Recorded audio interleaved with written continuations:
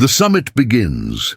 The chamber of the Galactic Peace Hall floated above a silent star system, its walls made of black glass and steel that glowed faintly with blue light. The structure itself looked like something carved out of the void, suspended in orbit as if it were too heavy for any planet to hold. Inside, the greatest leaders of alien civilizations had gathered.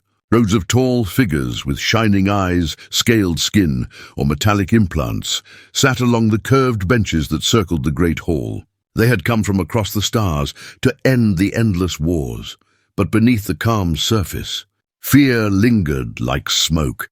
Every voice in the chamber fell quiet when the humans entered. The doors slid open with a low hum, and the human delegation walked inside with steady steps. Their boots hit the polished floor in unison, a sharp sound that echoed through the vast space. The humans wore black uniforms, stitched with silver lines that caught the light. Their faces were calm, their eyes steady, but there was a weight behind their silence. Each alien leader who looked at them felt it, a reminder that humanity had not only survived every war thrown against them, but had grown stronger because of it.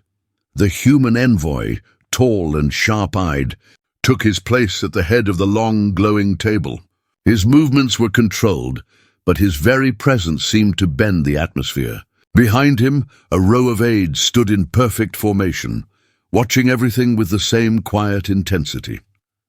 The Peace Hall itself had been built for moments like this. Above the table floated a massive holographic map of the galaxy, its stars shining like a sea of fire. The map shifted slowly, showing borders, fleets and territories that had been fought over for centuries. For every glowing system, there was a story of bloodshed and loss. The alien leaders had gathered here in hope. They believed, or at least wanted to believe, that the humans had finally grown tired of war. They believed humanity would sit down, listen, and sign away their power in exchange for safety. Yet as the humans took their seats, the air thickened. One by one, the alien rulers studied them. A tall reptilian figure with scaled armor whispered to the insectoid chancellor beside him. A being of light and shifting energy flickered nervously, its glow dimming as it sensed the human silence. Even the machine delegates, cold, logical, built from iron and code, shifted their mechanical eyes uneasily. The hall grew colder as the silence stretched on. It was not the silence of peace. It was the silence before a storm. Finally, the presiding alien chairperson stood. His long robes shimmered, and his voice carried across the chamber. "Today marks the beginning of the end," he said.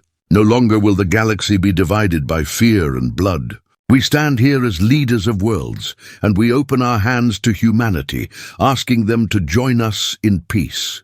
The words floated, soft but heavy. Behind them was centuries of war, destruction, and mistrust. Every species in that room had fought against humans at one point. Every empire had lost fleets to their stubborn resistance. Yet here they were, trying once more because without humanity, no treaty could last. The chairperson sat, and another alien spoke. A ruler with 4 shining eyes leaned forward, her voice trembling as she addressed the humans. "We ask for unity. For the good of all, humanity must join this agreement. Together, we will share trade, science, and peace. The galaxy will finally heal." The holographic map shifted again, showing possible futures. Trade routes lit with green, colonies shared, weapons reduced. The picture looked beautiful, a galaxy of calm and balance. But as the humans studied it, their faces remained still, like statues carved out of stone. The narrator's voice cut deeper into the moment, describing the way every alien tried to read those human expressions. A twitch of an eye, a tilt of the mouth, even a breath could change the outcome. The tension grew until it was unbearable. The lead human envoy finally leaned forward, resting his hands on the glowing table. He did not speak. He only looked at the map. His eyes scanned the stars, as if he were reading a story written long before this meeting. Around him, the silence became almost painful. One alien whispered to another. A machine delegate transmitted quiet data to its kin. The light being flickered again, growing dimmer. They all felt it. Something was wrong. The human envoy lifted his head, and his eyes met the chairperson's. Still, he said nothing. That silence was louder than any shout, and it spread through the hall like a cold wind. The aliens shifted in their seats, waiting, hoping for a word, a sign, something that would show the humans were willing to agree. But nothing came. The summit had just begun, and already the balance was breaking.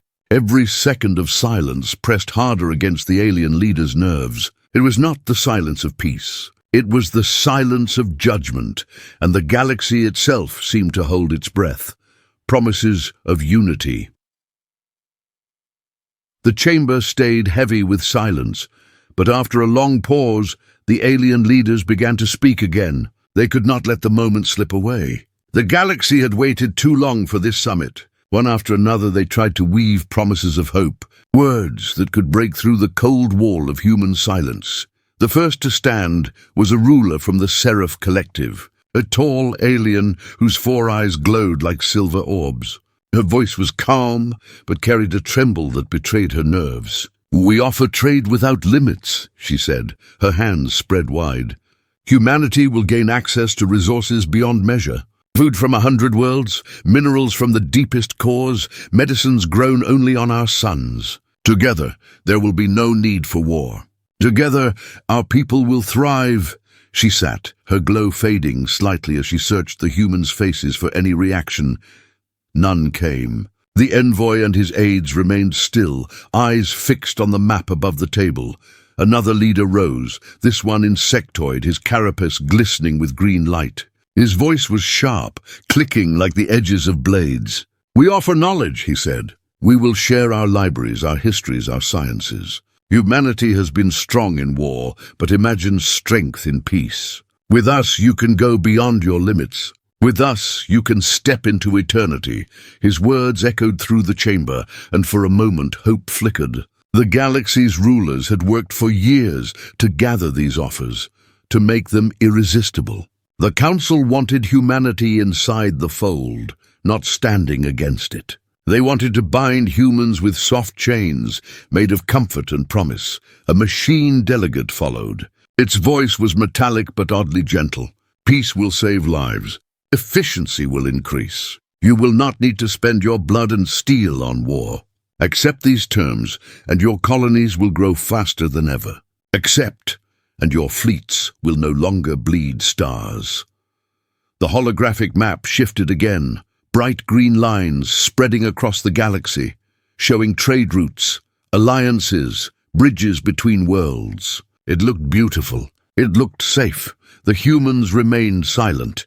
The envoy's face did not move. His eyes traced the glowing lines, but his expression revealed nothing. His aides stood like statues, their hands behind their backs, their breathing controlled. To the aliens, the silence was unbearable. To the humans, it was a weapon sharper than any blade. The chairperson tried again. His robes shimmered under the chamber lights as he raised his voice. "You have fought with honor," he said. "No one denies it. The galaxy has tested humanity and found it unbreakable. But now is the time to set down your weapons. Let history remember you not as warriors, but as builders of peace." The words were heavy with praise, but behind them was something else. The aliens wanted more than peace. They wanted control. They wanted humanity inside a cage, even if the bars were made of gold. The envoy's eyes shifted slowly to the chairperson, but still he said nothing. The silence pressed harder. One by one, the alien leaders grew desperate. They raised their voices, their promises sharper, their tone louder. Some offered to open entire worlds to human settlement. Others offered fleets to protect human colonies. Some begged, others demanded, but all wanted the same answer. The hall filled with words of unity, words of peace, words of future glory. Yet every promise carried the same hidden edge. To join this treaty, humanity would have to give up part of itself. Fewer ships, fewer weapons, limits on colonies, limits on expansion, safety in exchange for chains. The aliens thought humans would agree. They thought humans would surrender for comfort. They thought wrong. The narrator's voice cut through, describing the looks on alien faces as their hope began to falter. The insectoid's eyes twitched, his mandibles clicking nervously. The Seraph leader's glow dimmed until her eyes looked dull and cold. The machine delegate processed 1,000 outcomes in silence, but none brought certainty. In the back rows, aides and servants whispered. Some believed the humans were simply waiting for the best offer. Others felt a creeping dread that humanity had already made its choice, and that choice would not be peace. The holographic map above the table shifted again. It now showed the past, flashing red as fleets collided, worlds burned and soldiers fell. The stars were scarred with battles where humanity had stood against impossible odds and still survived. The aliens wanted those red scars to fade into green. But the humans stared at the map as if those scars were not wounds, they were reminders. The envoy finally moved, only slightly. His hand rose and pressed against the glowing edge of the table. The map rippled, and for a moment every alien leaned forward, waiting, holding their breath, but no words came. The silence deepened, and the tension grew unbearable. One alien slammed his fist against the bench. His voice was sharp with frustration. "What more do you want?" he shouted. "We offer peace. We offer everything. Do you wish to rule us all instead? Is that what you want?" The hall stirred with gasps, but the humans did not flinch. They only watched. The envoy's silence was more powerful than any speech. It told the galaxy that humanity was not desperate. It told the galaxy that humanity could not be bribed with gifts. And most of all, it told the galaxy that something was coming. Something greater than any of them had prepared for. The Peace Summit was slipping out of control, and everyone in the chamber felt it. The turning point, the Peace Hall trembled with whispers. The alien leaders shifted uneasily, their promises of unity now hanging like broken glass in the air. The humans had remained silent too long, and that silence was beginning to change the tone of the summit. What had begun as hope was now turning into fear. The envoy finally moved. He rose slowly from his seat, his tall figure casting a shadow across the glowing table. Every eye followed him. The galaxy had waited for this moment, the moment when humanity would finally give an answer. The envoy's voice broke the silence. It was calm, steady and sharp, each word striking with weight. "You speak of peace," he said, his gaze sweeping across the alien rulers, "but your peace demands our weakness." The chamber froze. The words carried like thunder. Aliens who had leaned forward in expectation now pulled back, as if the envoy's voice had struck them directly. The insectoid ruler twitched, his mandibles grinding together. The Seraph leader's glow flickered in alarm. Even the machine delegates paused, their data streams halting for a breathless second. "You speak of unity," the envoy continued, "but your unity requires us to bow." His voice was not loud, yet it filled the hall. Every alien could feel the steel behind it. The envoy turned toward the holographic map. With one hand he reached out and altered the projection. The green lines of peace vanished, replaced again with the scars of war. Red marks spread across the galaxy, each one a battle where humans had fought and survived. Worlds where fleets had been burned to ash, but humanity had stood unbroken. "This map," he said, "is your memory of war. For you it is fear. For us it is proof. You have tested us again and again. You tried to crush us. You tried to contain us. And yet, we are still here." The map glowed red, brighter, spreading across the hall like fire. Some aliens muttered angrily. Others sat in silence, their faces pale, their bodies trembling. They had hoped humanity would be softened by years of war. Instead, the envoy's words made it clear. Those years had hardened them. One alien dared to speak. A leader with golden skin and long flowing robes rose to his feet. "You cannot survive forever," he said. "Humanity may be strong, but without peace you will bleed yourselves dry. You need this council. You need us." The envoy turned his eyes on him. The weight of that gaze silenced the hall once more. "We do not need chains disguised as treaties," he replied coldly. "We do not need to trade freedom for comfort. Humanity will decide its own path." The tension snapped like a stretched wire. The hall erupted with voices. Some shouted in anger, others in panic. "Arrogance! cried one ruler. Madness, shouted another. A chorus of voices rose, filling the chamber with chaos. Yet through the noise, the humans did not waver. They stood calm, their formation unbroken, their faces still. The envoy remained steady at the head of the table, his hand still resting on the glowing map. The narrator described how, in that moment, the balance of the galaxy shifted. The aliens realized what was happening. The humans were not here to accept peace. They were not here to sign a treaty. They were here to show the galaxy that they could not be broken, not by war, and not by promises of safety. The chairperson tried to bring order. His voice cracked as he banged his staff against the floor. "Silence!" he shouted, though his tone carried more desperation than command. The chamber slowly quieted, though the fear did not fade. He turned to the envoy. "What are you saying, human? Do you reject peace? Do you wish to drag the galaxy into endless war?" The envoy's face did not change. He looked at the chairperson as though weighing the question, then answered with chilling calm. "We do not drag the galaxy anywhere. We simply refuse to kneel." The words echoed through the hall, heavy and final. Aliens gasped. Some whispered frantically, their voices full of fear. Others cursed under their breath. A few sat in stunned silence, unable to process what they had just heard. The machine delegates processed the sentence in 1,000 different ways, but every calculation ended with the same conclusion. Humanity had chosen defiance. The Seraph leader finally rose again, her glow weak, her voice trembling. "Then you condemn us all," she whispered. "Do you not see? Without peace, the galaxy will collapse. Countless lives will be lost. Whole worlds will fall into darkness." The envoy looked at her, his expression as still as stone. "Perhaps," he said. "But it will not be because we chose chains." The silence that followed was deeper than before. Even the hum of the chamber's machines seemed to fade away. The envoy's words had become the turning point. There would be no going back. In that instant, the summit changed. It was no longer a negotiation. It was a warning. Humanity had drawn its line, and the galaxy trembled before it. Walking away, the hall was no longer a place of peace. It had become a storm. The alien rulers shouted over one another, their voices clashing like weapons. Some demanded the humans reconsider. Others cursed them openly, their faces twisted with rage. The chamber that had been built for harmony now shook with fear and fury. Yet through the chaos, the humans remained calm. They did not shout back. They did not argue.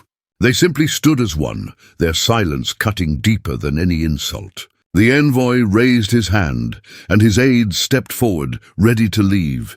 The envoy's eyes swept across the hall one last time. His voice, steady and cold, silenced the room more effectively than the chairperson's staff ever could. "If peace means submission, then humanity walks another road." The words dropped like stones into a still lake, sending ripples through every heart. Some aliens gasped. Others trembled. A few slammed their fists against the table, but none dared to rise. The humans moved together. Chairs scraped back. Boots struck the floor in unison. The sound was sharp, heavy, final. Each step echoed like a drumbeat of war, steady and unyielding. The envoy led them toward the chamber doors, his figure tall, his stride deliberate. The alien leaders called out in desperation. "Wait!" shouted one, his voice breaking. "Without you, there is no future for us all." "Stay and negotiate," cried another, her glowing eyes wide with fear. "We can find terms that work." The pleas filled the chamber, but the humans did not slow. Their pace never wavered, their silence never cracked. The doors loomed ahead, tall and cold, glowing faintly with blue light. Each step toward them felt heavier, as if the weight of the galaxy pressed down on the humans' backs. But they carried it with the same calm strength that had brought them through every war. The envoy reached the doors. He paused only once, turning back to face the chamber. His eyes swept over the rows of alien rulers, leaders of empires that stretched across the stars. His voice was quiet, but sharp enough to pierce the silence. "You fear us because you cannot control us. That fear is the truth behind your peace. And humanity will never kneel to fear." The hall fell into silence again. The words carved themselves into memory, impossible to erase. Then the envoy turned, and the doors opened with a low hum. A blinding white light spilled into the chamber, casting the humans in a halo as they stepped through. Their silhouettes vanished one by one into the light, their boots striking the floor in a rhythm that sounded almost like a heartbeat. The doors closed behind them with a deep, echoing thud. For a moment the chamber was silent. It was the kind of silence that follows a storm, heavy and crushing. Then the chaos erupted. Alien leaders shouted at one another, their voices full of fear and fury. Some demanded fleets be prepared at once, certain that humanity would return to war. Others argued desperately for another attempt at negotiation. A few sat frozen, their faces pale, their eyes fixed on the empty seats where the humans had sat only moments ago. The chairperson slammed his staff against the floor again and again, but his voice was drowned by the rising storm. The hall was broken. The summit was shattered. Above them, the holographic map still glowed, showing the galaxy marked with red scars of past wars. The image seemed to burn brighter now, as if mocking their hopes. The peace lines had vanished. The galaxy no longer looked united. It looked fragile, trembling on the edge of collapse. Outside the peace hall, through the wide glass walls, the human fleet drifted in silent formation. Massive ships hung in the void, like shadows of giants, their engines glowing faintly, their hulls scarred from countless battles. The sight struck terror into those who saw it. It was not just a fleet, it was a promise. Inside, one alien leader whispered, his voice barely audible. "They have left us," another answered with a trembling voice. "No, they have warned us." The realization spread like fire. The humans had not walked away in weakness. They had walked away in strength. They had shown the galaxy that they would not be bound, not by threats, and not by promises dressed as peace. The narrator's voice described the way the chamber seemed smaller now, weaker. The aliens argued, panicked, and feared, but the humans were already gone, leaving only the echo of their boots behind. The summit that was meant to bind the galaxy together had instead torn it apart. And as the alien leaders fought with their fear, one truth became clear. Humanity's silence had spoken louder than any word. Their choice to walk away had changed the future of every world. The aftermath, the peace hall, was broken. The humans were gone, and their silence still echoed across the chamber like the sound of distant thunder. The doors that had closed behind them felt heavier than iron. No one dared to move at first. No one dared to speak. It was as if the galaxy itself was holding its breath. Then the storm began. Alien leaders erupted into shouting. Some pounded the tables with their fists, their voices cracking with rage. Others trembled in their seats, whispering in fear to their aides. Accusations flew like weapons across the chamber. "You let them leave," one ruler shouted. "We should have forced them to agree." "No," another hissed, her voice sharp with panic. "You do not force humans. That is why we are here. That is why they walk away." The chairperson tried to restore order, but his voice was drowned beneath the chaos. The chamber that had been built for harmony now cracked under fear. Above them, the holographic map still glowed, showing the galaxy covered in red scars from wars past. The green lines of peace had vanished completely. The map looked like a wound. It looked like a warning. Through the vast glass walls of the hall, the alien leaders could see the human fleet waiting outside. Warships hung in the void, their dark hulls scarred and massive, their engines glowing faintly like coals in a dying fire. The ships did not move, but their silence was terrifying. They were there as proof that humanity could walk away without fear. Inside the chamber, panic spread. Some argued for war, demanding fleets be assembled at once. Others begged for another attempt at negotiation, though none dared to follow the humans down the corridor. A few sat frozen, realizing the truth. The narrator's voice cut into the silence between the arguments, painting the picture clearly. Humanity had not left as a weaker party. They had not been pressured into silence. They had walked away with purpose. And by doing so, they had shown the galaxy something more frightening than war itself. They had shown freedom. One ruler, old and trembling, rose to his feet. His eyes were pale, his voice heavy with fear. "Do you not see what this means?